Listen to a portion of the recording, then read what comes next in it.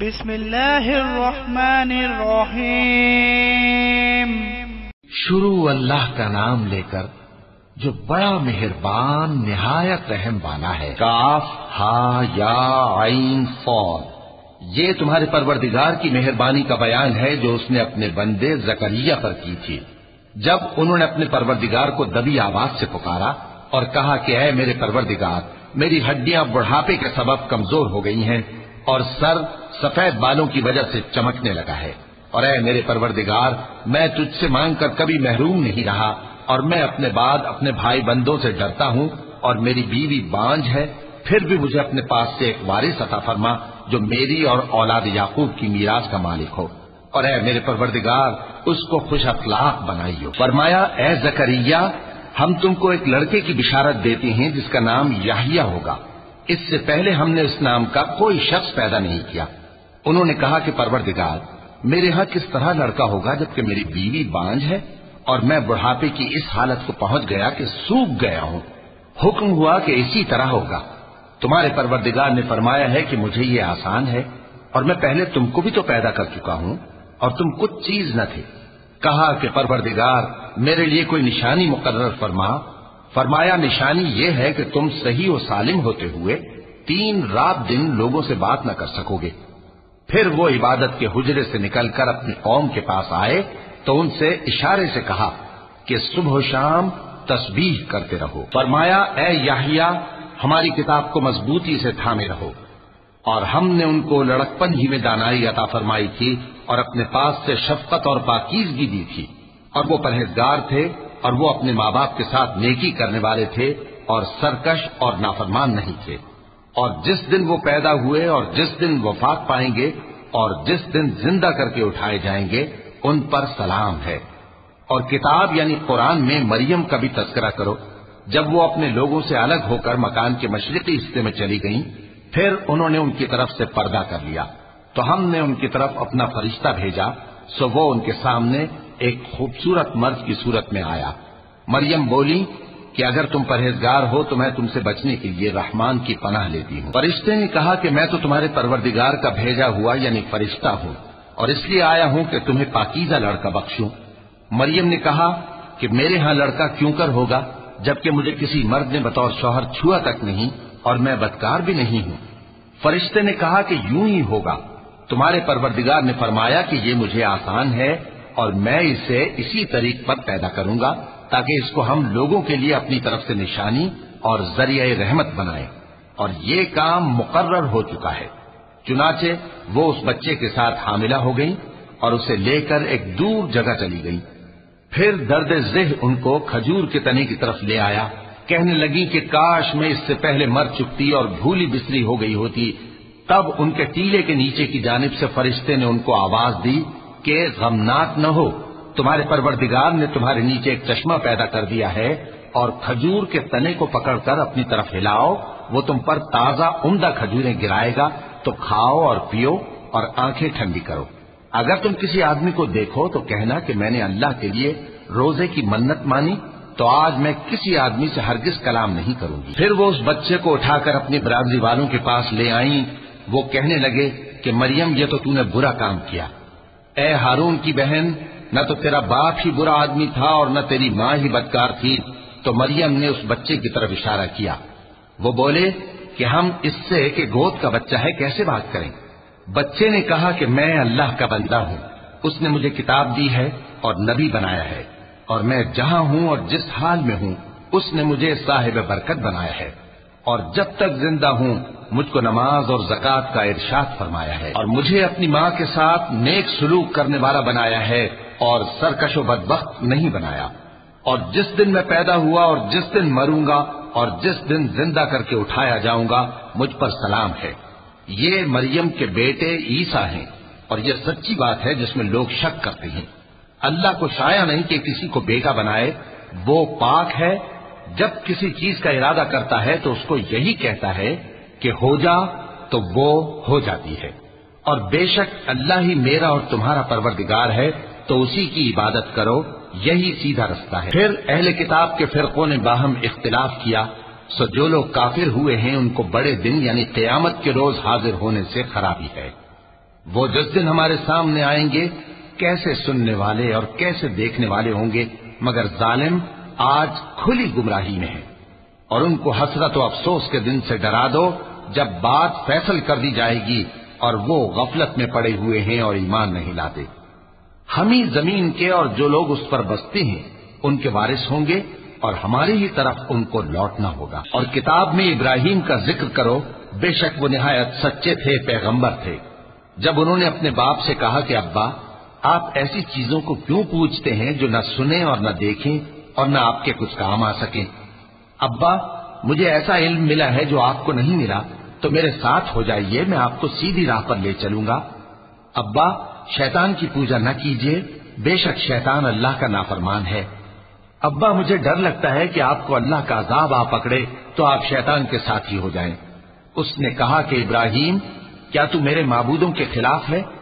اگر تو باز نہ آئے گا تو میں تجھے سنسار کر دوں گا اور تو ہمیشہ کے لیے مجھ سے دور ہو جا۔ ابراہیم نے سلام علیکم کہا اور کہا کہ میں آپ کے لیے اپنے پروردگار سے بخشش مانگوں گا، بے شک وہ مجھ پر نہایت مہربان ہے، اور میں آپ لوگوں سے اور جن کو آپ اللہ کے سوا پکارا کرتے ہیں ان سے کنارہ کرتا ہوں اور اپنے پروردگار ہی کو پکاروں گا۔ امید ہے کہ میں اپنے پروردگار کو پکار کر محروم نہیں رہوں گا۔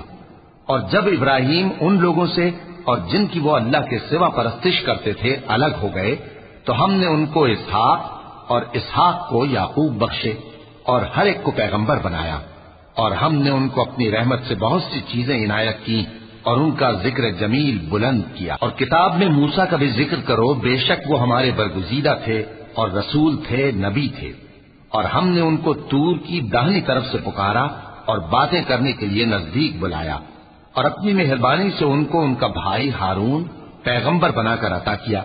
اور کتاب میں اسماعیل کا بھی ذکر کرو، وہ وعدے کے سچے اور رسول تھے، نبی تھے، اور وہ اپنے گھر والوں کو نماز اور زکوٰۃ کا حکم کرتے تھے اور اپنے پروردگار کے ہاں پسندیدہ تھے۔ اور کتاب میں ادریس کا بھی ذکر کرو، وہ بھی نہایت سچے تھے، نبی تھے، اور ہم نے ان کو اونچی جگہ اٹھا لیا تھا۔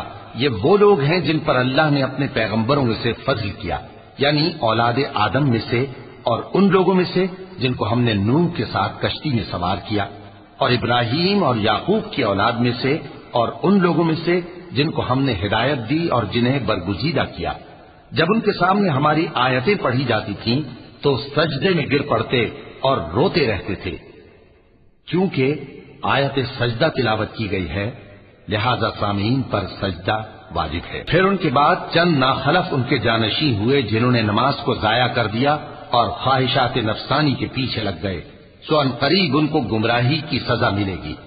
ہاں، جس نے توبہ کی اور ایمان لایا اور عمل نیک کیے تو ایسے لوگ بہشت میں داخل ہوں گے اور ان کا ذرا نقصان نہ کیا جائے گا، یعنی ہمیشہ کی بہشتوں میں جس کا اللہ نے اپنے بندوں سے وعدہ کیا ہے کہ جو ان کی آنکھوں سے پوشیدہ ہے۔ بے شک اس کا وعدہ نیکوکاروں کے سامنے آنے والا ہے، وہ اس میں سلام کے سوا کوئی بےہودہ کلام نہ سنیں گے اور ان کو صبح و شام کھانا ملے گا۔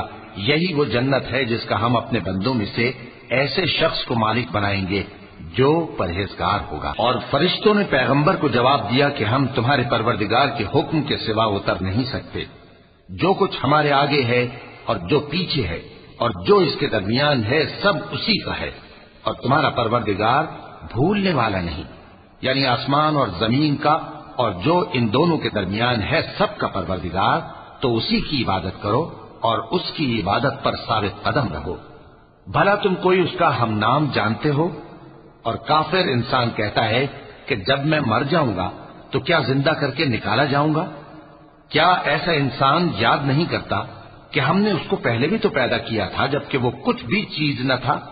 سو تمہارے پروردگار کی قسم، ہم ان کو جمع کریں گے اور شیطانوں کو بھی، پھر ان سب کو جہنم کے گرد حاضر کریں گے اور وہ گھٹنوں پر گرے ہوئے ہوں گے۔ پھر ہر گروہ میں سے ہم ایسے لوگوں کو کھینچ نکالیں گے جو رحمان کے مقابلے میں سخت سرکشی کرتے تھے، پھر ہم ان لوگوں سے خوب واقف ہیں جو اس میں داخل ہونے کے زیادہ لائق ہیں، اور تم میں سے کوئی شخص نہیں مگر اسے اس پر گزرنا ہوگا، یہ تمہارے پروردگار پر لازم ہے، مقرر ہے۔ پھر ہم پرہیزگاروں کو نجات دیں گے اور ظالموں کو اس میں گھٹنوں کے بل پڑا ہوا چھوڑ دیں گے۔ اور جب ان لوگوں کے سامنے ہماری آیتیں پڑھی جاتی ہیں تو جو کافر ہیں وہ مومنوں سے کہتے ہیں کہ دونوں فریق میں سے مکان کس کے اچھے اور مجلسیں کس کی بہتر ہیں، اور ہم نے ان سے پہلے بہت سی امتیں ہلاک کر دیں، وہ لوگ ان سے ٹھاٹ باٹ اور نمود و نمائش میں کہیں اچھے تھے۔ کہہ دو کہ جو شخص گمراہی میں پڑا ہوا ہے رحمان اس کو آہستہ آہستہ مہلت دیا جاتا ہے، یہاں تک کہ جب اس چیز کو دیکھ لیں گے جس کا ان سے وعدہ کیا جاتا ہے، خواہ عذاب اور خواہ قیامت، تو اس وقت جان لیں گے کہ مکان کس کا برا ہے اور لشکر کس کا کمزور ہے۔ اور جو لوگ ہدایت یاب ہیں اللہ ان کو زیادہ ہدایت دیتا ہے، اور نیکیاں جو باقی رہنے والی ہیں وہ تمہارے پروردگار کے ہاں صلے کے لحاظ سے خوب اور انجام کے اعتبار سے بہتر ہے۔ بھلا تم نے اس شخص کو دیکھا جس نے ہماری آیتوں سے کفر کیا اور کہنے لگا کہ اگر میں ازسر نو زندہ ہوا بھی تو یہی مال اور اولاد مجھے وہاں ملے گا؟ کیا اس نے غیب کی خبر پالی ہے یا اللہ کے یہاں سے عہد لے لیا ہے؟ ہرگز نہیں، یہ جو کچھ کہتا ہے ہم اس کو لکھتے جاتے اور اس کے لیے آہستہ آہستہ عذاب بڑھاتے جاتے ہیں، اور جو چیزیں یہ بتاتا ہے ان کے ہم وارث ہوں گے، اور یہ اکیلا ہمارے سامنے آئے گا، اور ان لوگوں نے اللہ کے سوا اور معبود بنا لیے ہیں تاکہ وہ ان کے لیے موجب عزت ہوں۔ ہرگز نہیں، وہ معبود ان کی پرستش سے انکار کریں گے اور ان کے دشمنوں مخالف ہوں گے۔ کیا تم نے نہیں دیکھا کہ ہم نے شیطانوں کو کافروں پر چھوڑ رکھا ہے کہ وہ ان کو خوب اکساتے رہتی ہیں؟ تو تم ان پر عذاب کے لیے جلدی نہ کرو کہ ہم تو ان کے لیے دن شمار کر رہے ہیں، جس روز ہم پرہیزگاروں کو رحمان کے سامنے بطور مہمان جمع کریں گے اور گناہگاروں کو دوزخ کی طرف پیاسے ہانک لے جائیں گے، تو لوگ کسی کی سفارش کا اختیار نہ رکھیں گے مگر جس نے رحمان سے اقرار لے لیا ہو، اور کہتے ہیں کہ رحمان بیٹا رکھتا ہے۔ ایسا کہنے والوں، یہ تو تم بری بات زبان پر لاتے ہو۔ قریب ہے کہ اس جھوٹ سے آسمان پھٹ پڑے اور زمین شق ہو جائے اور پہاڑ پارا پارا ہو کر گر پڑے کہ انہوں نے رحمان کے لیے بیٹا تجویز کیا، اور رحمان کو شایع نہیں کہ کسی کو بیٹا بنائے۔ ہر شخص جو آسمانوں اور زمین میں ہے رحمان کے روبرو بطور بندہ ہی آئے گا۔ اس نے ان سب کو اپنے علم سے گھیر رکھا اور ایک ایک کو شمار کر رکھا ہے، اور یہ سب قیامت کے دن اس کے سامنے اکیلے اکیلے حاضر ہوں گے۔ اور جو لوگ ایمان لائے اور عمل نیک کیے رحمان ان کی محبت مخلوقات کے دل میں پیدا کر دے گا۔ اے پیغمبر صلی اللہ علیہ وآلہ وسلم، ہم نے یہ قرآن تمہاری زبان میں آسان بنا کر نازل کیا ہے تاکہ تم اس سے پرہیزگاروں کو خوشخبری پہنچا دو اور جھگڑالوؤں کو ڈر سنا دو، اور ہم نے ان سے پہلے بہت سے گروہوں کو ہلاک کر دیا ہے۔ بھلا تم ان میں سے کسی کو دیکھتے ہو یا کہیں ان کی بھنک سنتے ہو؟